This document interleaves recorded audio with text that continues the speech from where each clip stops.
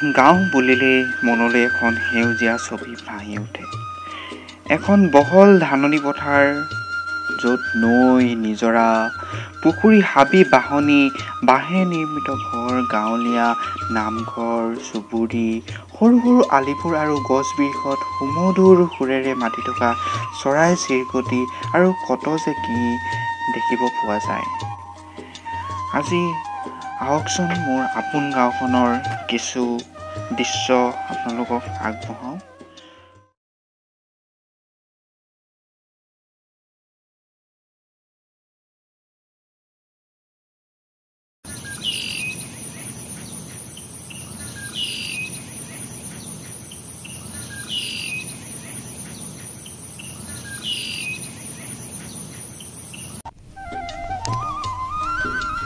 আমাৰ গাঁওখনৰ নাম চুমদাৰ।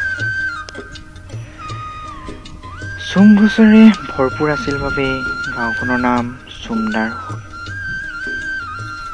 আবেলিৰ সময়ত গাঁওখনৰ দৃশ্য সঁচাকৈ চাবলগীয়া। বৰ্তমান খেতিৰ সময়।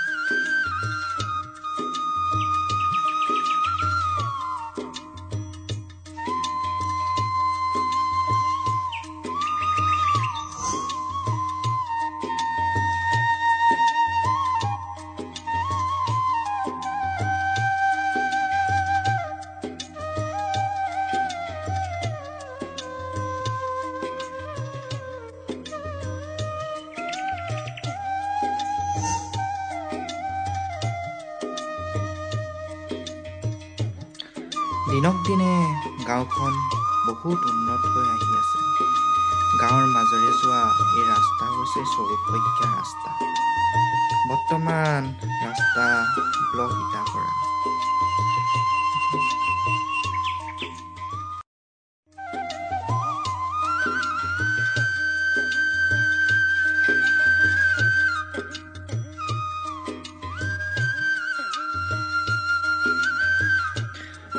এই ৰাস্তাই নামটি ধুতৰালিক সংযোগ কৰিছে আৰু গৈ গৈ নামটি ষ্টেচন পাইছে।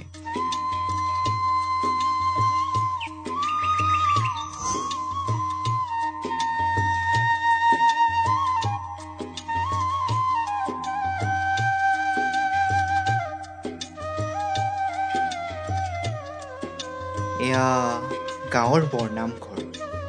নামঘৰভাগিও বহুত সুন্দৰ। ইয়াতে সৰুৰ পৰাই ভাওনা, সবাহ, বিভিন্ন ধৰ্মমূলক কাৰ্যসূচী দেখি আহিছোঁ। গাঁৱৰ বাটচৰাভাগিও বহুত সুন্দৰ হ'ল। বাটচৰাৰ সন্মুখতে এয়া 2 সিংহ স্থাপিত কৰা হৈ আছে।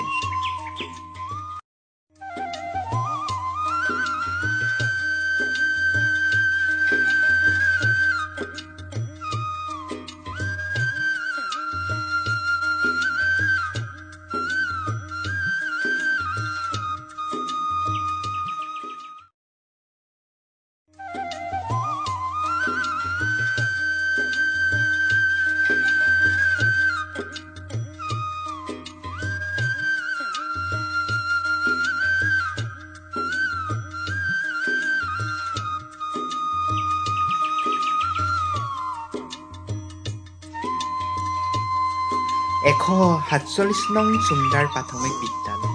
ক'ব গ'লে শিক্ষা জীৱনৰ মূল পাতনি বুলি ইয়াকে ক'ব পাৰি।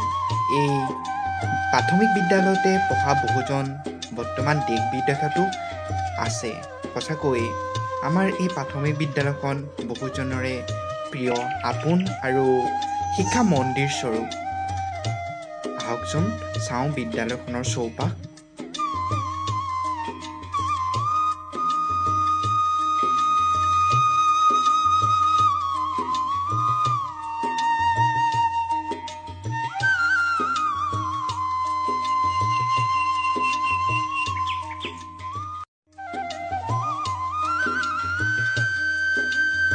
আপোন গাঁওখনৰ বাবে এয়া মোৰ ক্ষুদ্ৰতম প্ৰয়াস। গাঁওখনৰ মনোৰম দৃশ্যৰাজি আৰু গাঁওখনত থকা কিছু প্ৰতিষ্ঠান, নামঘৰ, আমাৰ গাঁৱৰ চৌপাশটো দেখাবলৈ মই মাত্ৰ চেষ্টাহে কৰিলোঁ। ভিডিঅ'টো কেনেকুৱা পালে জনাব আৰু আমাৰ গাঁওখনৰ সকলোৱে যাতে ভিডিঅ'টো শ্বেয়াৰ কৰে। সঁচাকৈ বহু দূৰ দূৰণিত থাকিলেও নিজৰ ঠাইখনৰ মান আপোন একোৱেই হ'ব নোৱাৰে। সঁচাকৈ আমাৰ গাঁওখন সকলোৰে বাবে বহুত মৰমৰ। শেষত সকলোলৈ ধন্যবাদ জনাই আজি মই মোৰ ভিডিঅ'টো সামৰণি মাৰিলোঁ আৰু সকলোৱে যাতে এই ভিডিঅ'টো শ্বেয়াৰ কৰে, লগতে মোৰ চেনেলটো ছাবস্ক্ৰাইব কৰি দিব। ধন্যবাদ।